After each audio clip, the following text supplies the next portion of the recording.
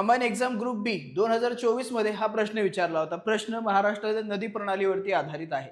इथं आपल्याला कोणती विधानं बरोबर आहेत ती ओळखायची आहेत. डायरेक्टली आपण विधान सत्य असत्य हे पाहत जाऊया. महाराष्ट्रात भीमा नदीचं खोरं स्वतंत्र आहे का?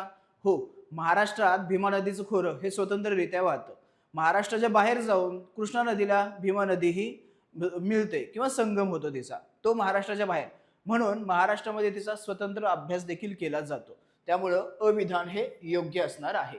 ब विधान काय सांगतं? पैनगंगा नदी ही अजंठा डोंगर रांगामध्ये उगम पावते.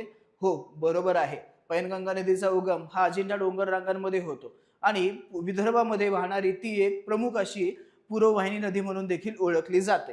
त्यामुळं ब विधान देखील बरोबर असेल. क विधान सांगतं की मांजरा नदी ही कृष्णेची उपनदी आहे का? तर अजिबात नाही. मांजरा ही गोदावरीची प्रमुख अशी उपनदी आहे, सर्वाधिक लांबी असलेली उपनदी आहे असंही म्हटलं तरी चालेल.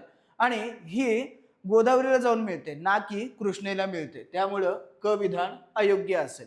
त्यानंतर ड विधान सांगतं की सिंदफणा नदी ही गोदावरीची उत्तरेकडील उपनदी आहे का? तर नाही, हेही विधान चुकीचं आहे. कारण सिंदफणा नदी ही गोदावरीला उत्तरेकडून नाही तर दक्षिणेकडून म्हणजेच उजव्या बाजूने मिळताना आपल्याला पाहायला मिळते. त्यामुळं ड विधान देखील चुकीचं असेल. म्हणजेच काय, फक्त अ आणि ब ही दोन विधाने योग्य असतील. तर उत्तर असेल पर्याय क्रमांक 1, अ आणि ब ही दोन विधानं योग्य असणार आहेत. धन्यवाद.